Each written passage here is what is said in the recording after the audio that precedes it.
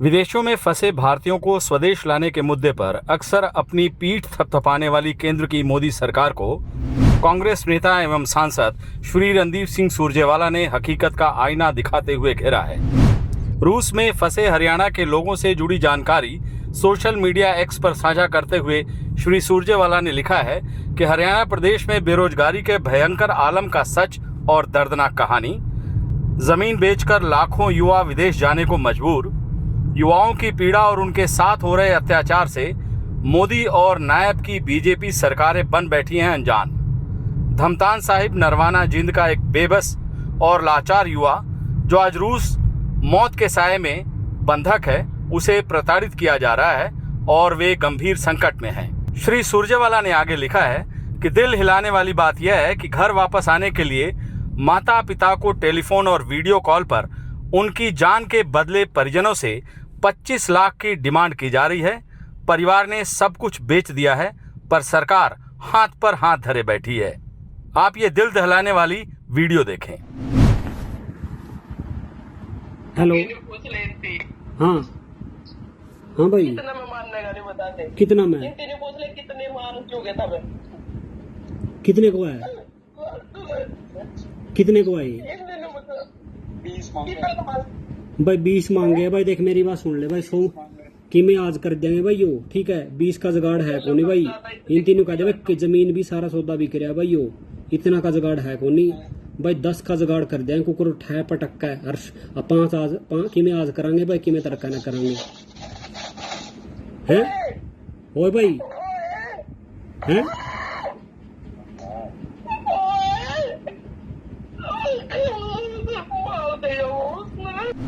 श्री सुरजेवाला ने कहा है कि क्या प्रधानमंत्री मोदी श्रीमान नायब सैनी इस परिवार और युवा की व्यथा सुनेंगे? क्या रूस में फंसे युवाओं को विदेश से वापस अपने घर तक पहुंचाएगी बीजेपी सरकार? दोस्तों, साहिब लुधियानवी साहब का एक मशहूर शेर है, ये माना कि इस जमी को न गुलजार कर सकेंगे हम, कुछ खार तो कम कर जाएंगे जिधर से गुजरेंगे हम। इस शेर की मुझे याद रणदीप सिंह सुरजेवाला की वजह से आई है।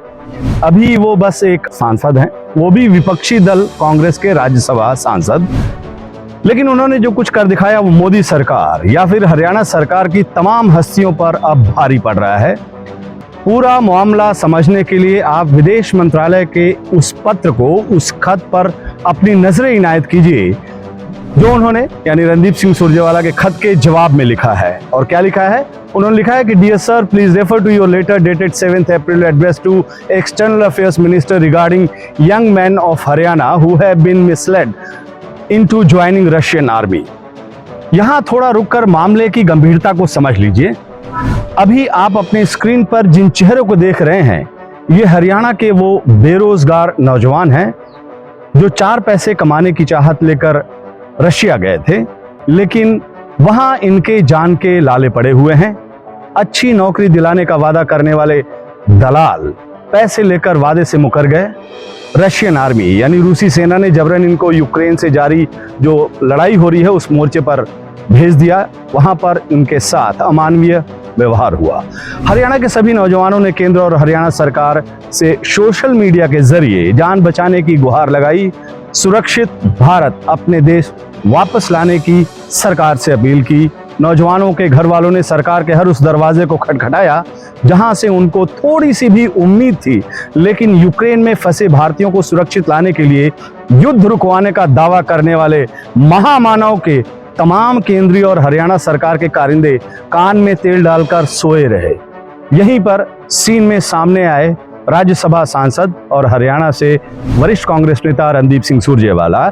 जैसे ही उन्हें पूरे मामले की भनक लगी, उन्होंने तुरंत विदेश मंत्रालय को पत्र लिखा। वही पत्र इस वक्त आप अपने स्क्रीन पर देख रहे हैं।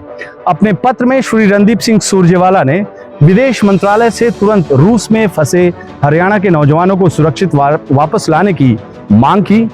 जो एजेंट अंकित हरियाणा के नौजवानों को बहला फुसलाकर रूस ले गया है, उसकी पूरी जानकारी दी। साथ ही हरियाणा के उन 8 नौजवानों के बारे में श्री रणदीप सिंह सुरजेवाला ने पूरी जानकारी विदेश मंत्री को भी मुहैया कराई जो रूस में फंसे हुए हैं। श्री रणदीप सिंह सुरजेवाला के इस पत्र के बाद फॉरेन एक्सटर्नल अफेयर्स मिनिस्टर यानी विदेश मंत्रालय हरकत में आया और उसने मॉस्को से लेकर दिल्ली तक के अधिकारियों को वो सारे जरूरी निर्देश दिए जो नौजवानों को सुरक्षित हरियाणा वापसी में मददगार हो सकता है। अच्छी बात यह है कि सुरजेवाला की इस दहाड़ से केंद्र सरकार तो हरकत में आ गई, लेकिन हरियाणा की राज्य सरकार अभी भी कान में तेल डालकर सो रही है। खबर लिखे जाने तक अब जो मुख्यमंत्री बने हुए हैं नायब सिंह सैनी, उनकी सरकार के किसी नुमाइंदे ने न तो पीड़ित परिवार से संपर्क किया है, न ही किसी स्तर पर नौजवानों को सुरक्षित वापसी के लिए कोई कोशिश की है। केंद्र और राज्य सरकार के इस अमानवीय और गैर जिम्मेदाराना रुख पर निशाना साधते हुए श्री रणदीप सिंह सुरजेवाला ने दोनों सरकारों से 3 अहम सवाल पूछे हैं। मोदी सरकार ने इस मामले को लेकर क्यों नहीं रूस के राष्ट्रपति श्री व्लादिमीर पुतिन से बात की? क्या देश के प्रधानमंत्री के पास हरियाणा के नौजवानों की जान बचाने के लिए 5 मिनट का समय नहीं था?